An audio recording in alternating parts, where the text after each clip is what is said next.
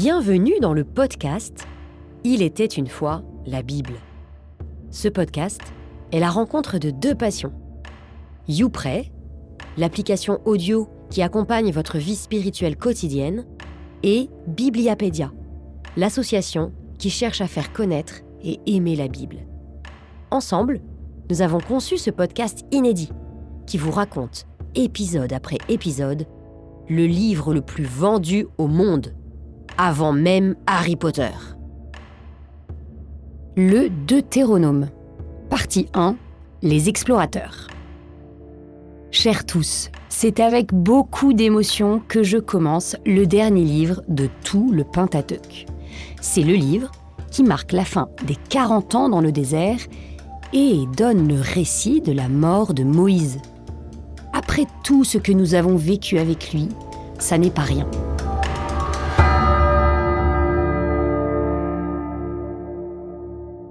Alors, comme d'habitude, quand nous commençons un nouveau livre, intéressons-nous à son titre. Deutéronome. Deutéronome, son nom grec signifie « deuxième loi ». Ça y est, le peuple d'Israël est devant la terre promise. Et là, Moïse va le rassembler pour lui faire un très long discours, puisque tout le livre, c'est justement ce discours, c'est-à-dire 34 chapitres.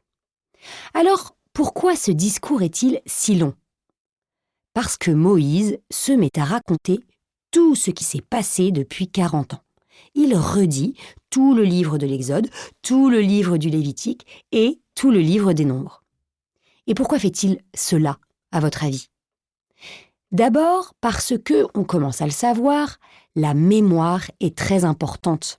Il en va de la survie du peuple, qui n'oublie pas que Dieu les a sauvés, qu'il a fait alliance avec eux, qu'ils sont son peuple et qu'il leur a donné les 10 paroles.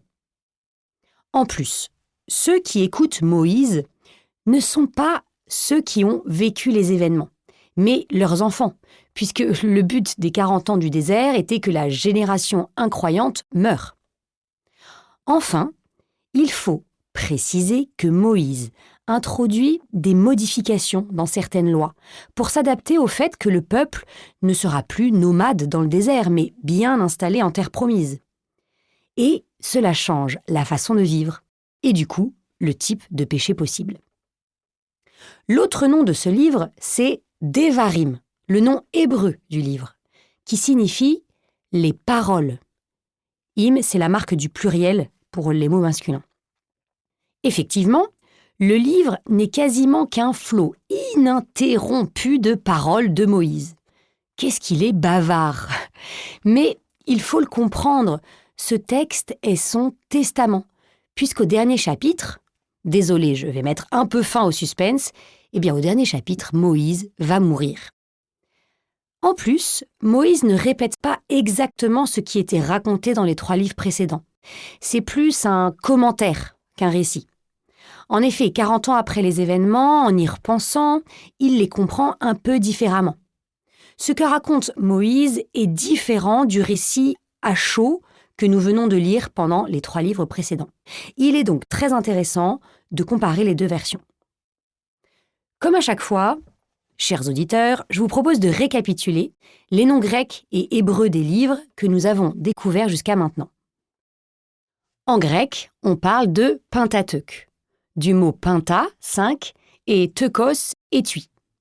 Le Pentateuque, en grec, comprend la Genèse, l'Exode, le Lévitique, les Nombres et le Deutéronome. En hébreu, le Pentateuque se dit Torah, et les 5 livres qui composent la Torah se disent en hébreu Bereshit, Shemot, Vayikra, Bamidbar et Devarim, comme on vient de le voir. Voilà, maintenant vous connaissez tous les livres de la Torah ou Pentateuque. Alors sans plus attendre, ouvrons ce fameux livre du Deutéronome. Commençons par le chapitre 1. Voici les paroles, Devarim en hébreu, que Moïse adressa à tout Israël dans le désert au-delà du Jourdain. Du mont Horeb à Kadès Barnéa, il y a 11 jours de marche par la route du mont Séhir. en la 40e année après la sortie d'Égypte, Moïse rapporta aux fils d'Israël tout ce que le Seigneur lui avait ordonné de transmettre. Je vous propose ici de sauter quelques lignes du début du récit pour arriver au passage bien spécifique qui nous intéresse. Nous avons alors quitté l'Horeb et nous avons marché à travers le grand et terrible désert que vous avez vu. Ainsi, nous sommes arrivés à Kadès-Barnéa. Et je vous ai dit, vois, le Seigneur ton Dieu a mis ce pays devant tes yeux. Monte en prendre possession. Alors, vous vous êtes tous approchés de moi et vous m'avez dit, envoyons donc des hommes en éclaireurs, qu'ils explorent pour nous le pays et nous renseignent sur la route par laquelle nous monterons et les villes où nous entrerons. Alors, à votre avis, quel épisode Moïse commence-t-il à nous raconter ? Eh bien, c'est l'épisode des explorateurs. Mais dans quel livre l'avons-nous déjà lu ? Eh bien, dans le livre des Nombres. Alors, y a-t-il une différence entre la version de l'histoire telle que nous l'avons déjà lue dans les Nombres et celle que Moïse vient de raconter ? Ici, l'idée d'envoyer des explorateurs semble venir du peuple, alors que dans les Nombres, il était écrit qu'elle venait de Dieu. On peut se poser la question, qui a vraiment eu l'idée ?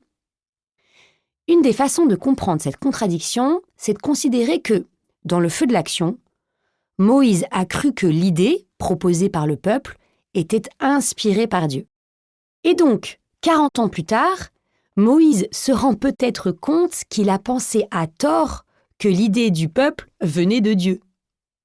Et quand on y réfléchit, c'est vrai qu'envoyer des explorateurs est déjà un manque de confiance en Dieu. Si ce pays est promis aux fils d'Israël, pourquoi aller vérifier s'il sera possible de le conquérir ?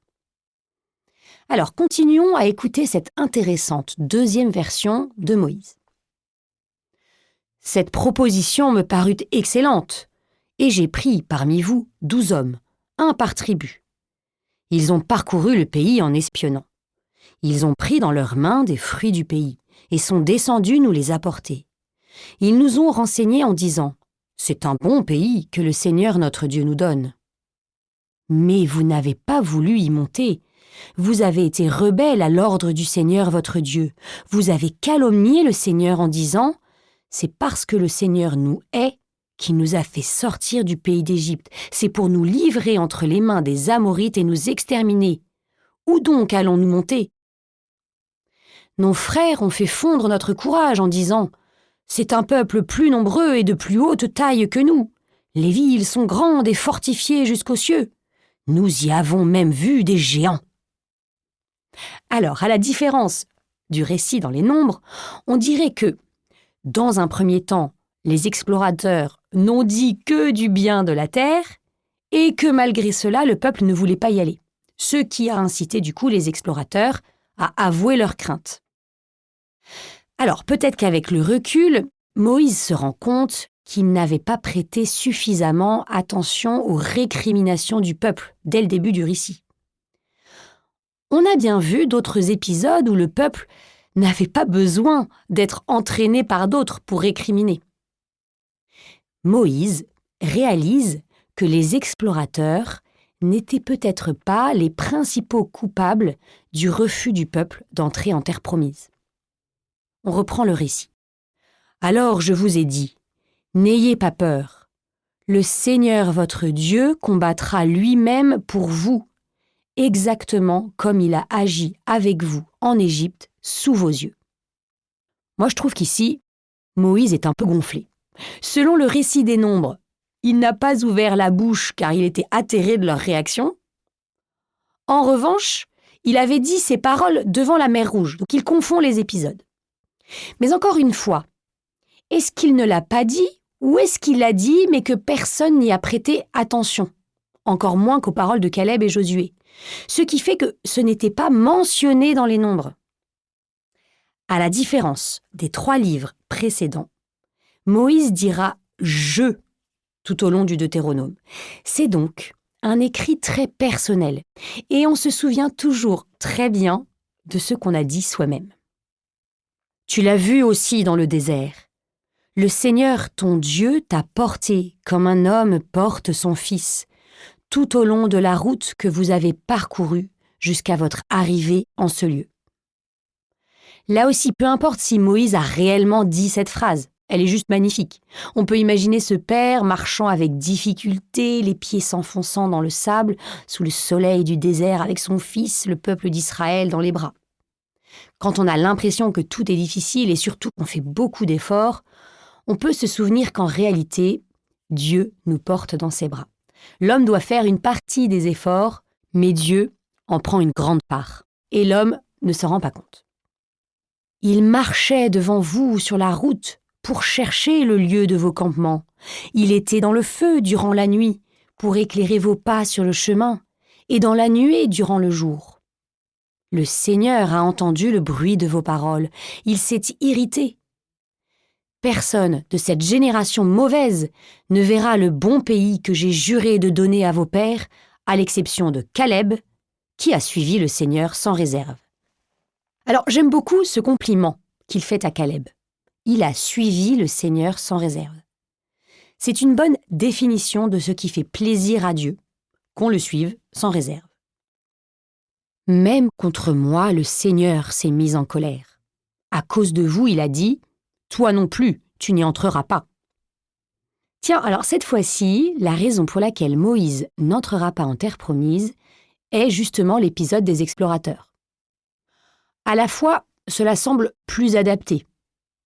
À cause de Moïse qui a laissé faire le peuple a manqué de confiance au point de vouloir envoyer des explorateurs puis de refuser d'entrer en terre promise. Et à la fois, cette raison rend le personnage de Moïse un peu moins exceptionnel. Il est condamné pour la même faute que tout le monde, et non pour une faute très petite en apparence, vous vous souvenez, avoir frappé le rocher au lieu de parler. Mais importante à cause de la sainteté exceptionnelle de Moïse. Mais Josué, fils de Noun, qui se tient à tes côtés, lui y entrera. Affermis-le, car c'est lui qui conduira Israël dans son héritage. Décidément, il s'est passé beaucoup de choses importantes pendant l'épisode des explorateurs.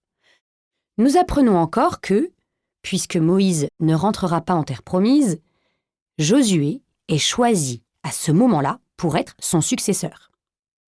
En y repensant, on se rend compte qu'effectivement, il a été bien préparé, car il a été l'auxiliaire de Moïse dans ses combats, contre les Amalécites notamment, comme aussi dans sa relation avec Dieu. Il l'a accompagné au Sinaï, il restait dans l'attente de la rencontre. Et vos enfants, dont vous disiez qu'ils seraient pris en butin, vos fils, qui ne savent pas encore discerner le bien du mal, eux, ils y entreront. Quant à vous, faites demi-tour, partez au désert en direction de la mer des roseaux. Tiens, cette fois-ci, Moïse ne dit pas que cette phrase vient de Dieu. Ce n'est en effet pas simple. Le prophète parle au nom de Dieu. Alors, qui parle? Dieu ou le prophète? J'ai envie de dire les deux, mon général. Sauf évidemment dans le cas où le prophète n'écoute pas Dieu. Cela nous donne une bonne comparaison avec la Bible en général. Elle est une parole de Dieu racontée par des hommes qui ont écouté Dieu. Ainsi se termine le deuxième récit des explorateurs, qui est un commentaire, un regard différent par rapport à ce qui avait été raconté dans les Nombres. En fait, chacun est vrai, mais d'un point de vue différent. Nous pouvons retenir deux enseignements importants de cette comparaison. D'abord, un enseignement pour la vie du lecteur. Il est important de se rappeler les événements du passé pour essayer de mieux les comprendre. Ça commence par exemple au moment de se coucher. Nous pouvons prendre 5 minutes pour repenser à notre journée et la relire.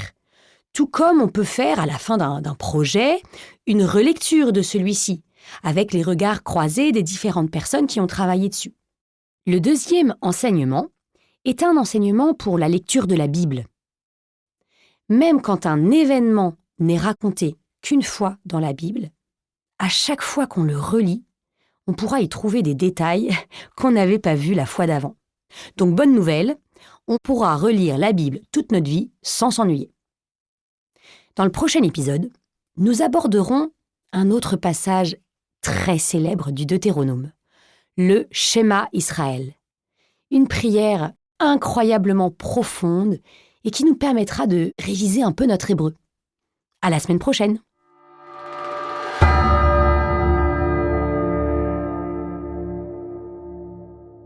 Un grand merci d'avoir écouté cet épisode jusqu'au bout. S'il vous a plu, n'hésitez pas à partager ce contenu et à vous abonner. Et je vous donne rendez-vous la semaine prochaine pour un nouvel épisode d'Il était une fois la Bible.